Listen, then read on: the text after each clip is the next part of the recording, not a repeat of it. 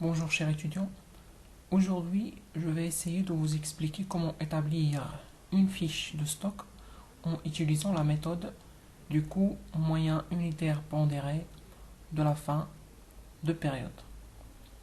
Et pour bien expliquer, comme d'habitude, je vais essayer d'utiliser un exemple d'exercice. Voilà, on a l'énoncé ici. On a l'exercice qui dit les mouvements de stock de la matière M pour le mois de mars sont le 1,3.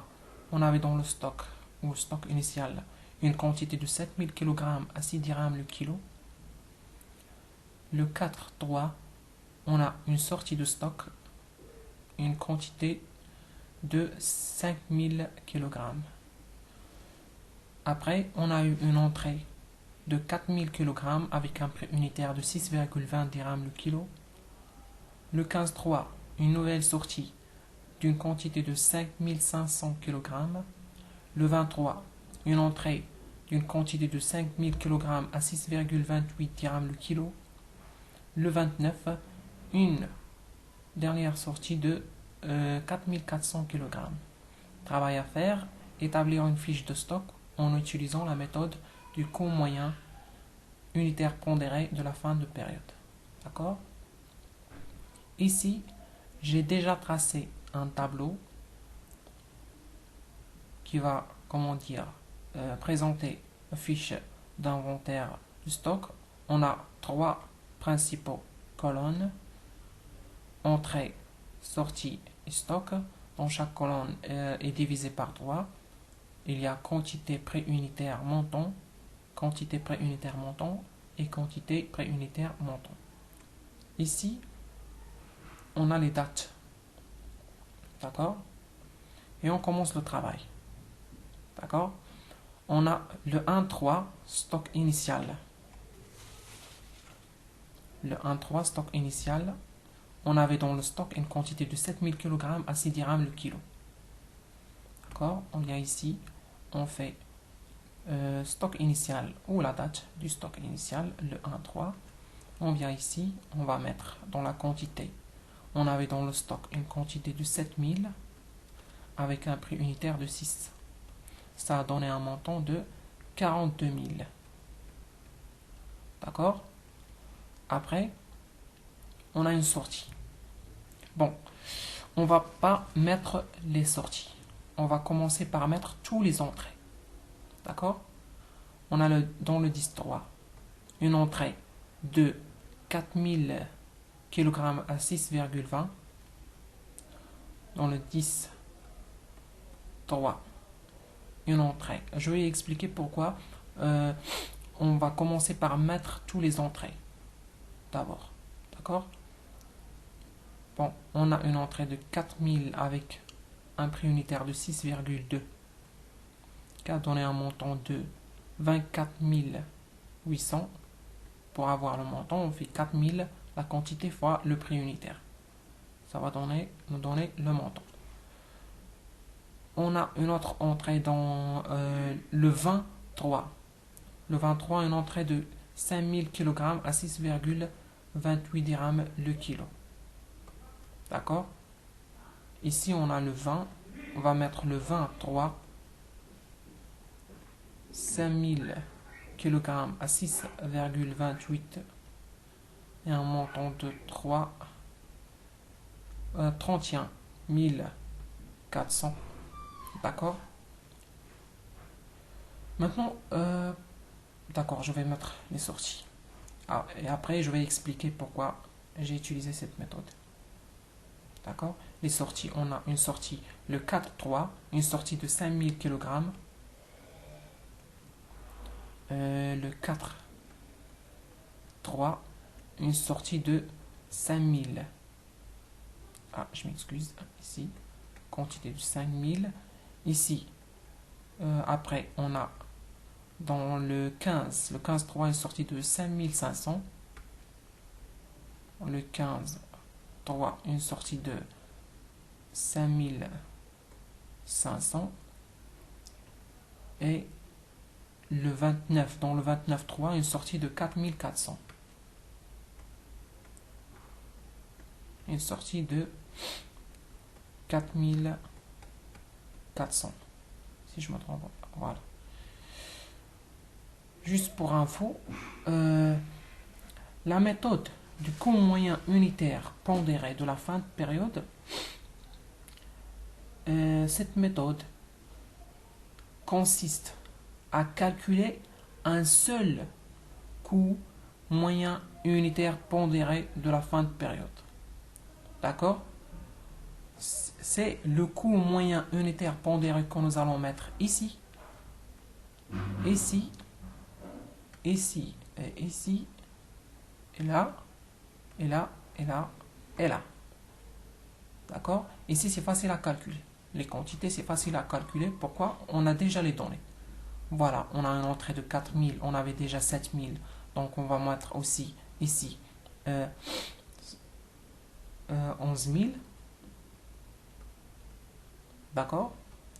Une entrée de 5000 plus 11 000, c'est 16 000. Une sortie de 5000, il va nous rester 11 000. Une sortie de 5500.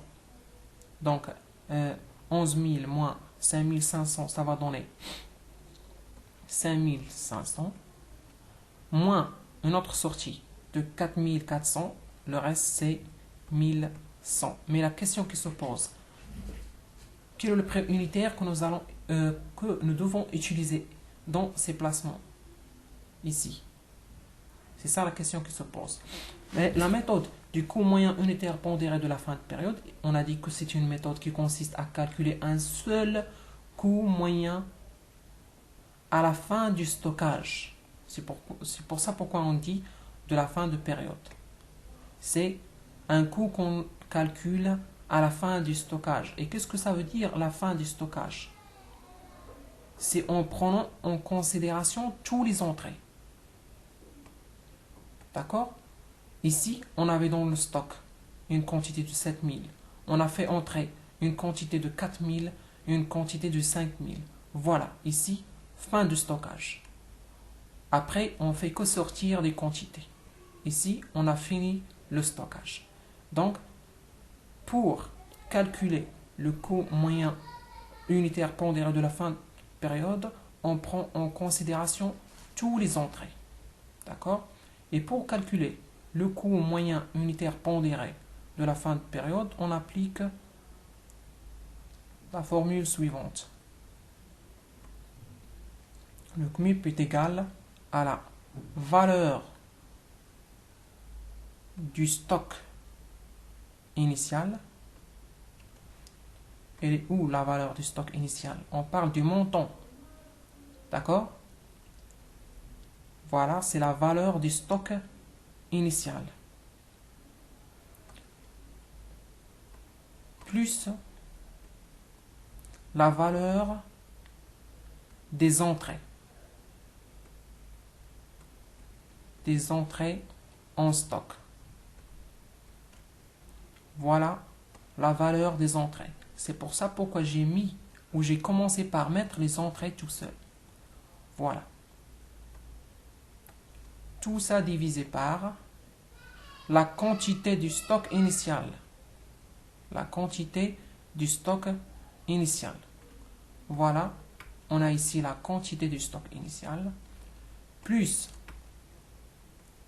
la quantité des entrées. La quantité des entrées. Voilà, on a ici la quantité des entrées.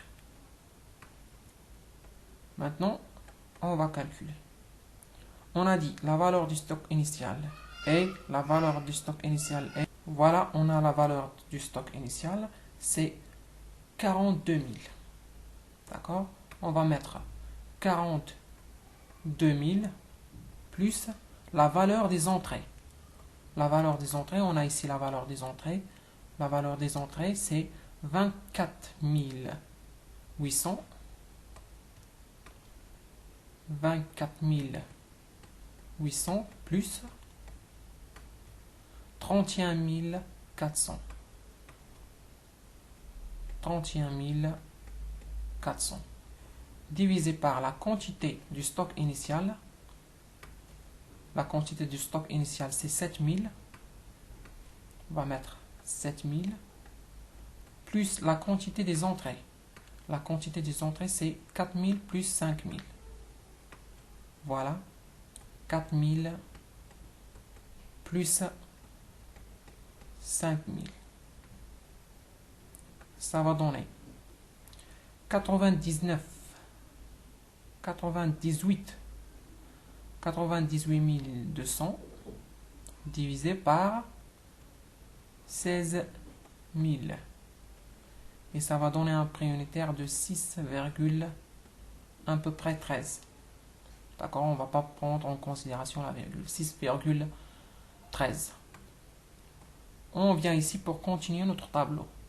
On va mettre ici 6,13, 6,13, ici de même 6,13, 6,13, 6,13. Même chose ici.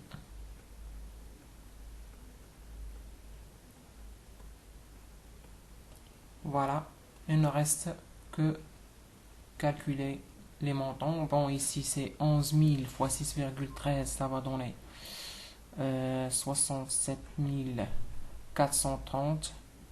Ici, ça va donner 98 080. Ici, ça va donner combien? 67 430. Ici, 33 715. C'est juste du calcul. Ici, c'est 33. Ici, 7743. Ici, 5000 fois 6,13, ça va donner 30 650. Ici, 33 715. Ici, 26 972. Voilà, c'est tout. J'espère que j'étais un peu utile pour vous. N'hésitez pas à laisser des commentaires si vous n'avez pas compris quelque chose. Et je vous souhaite bonne chance et bon courage à vous tous.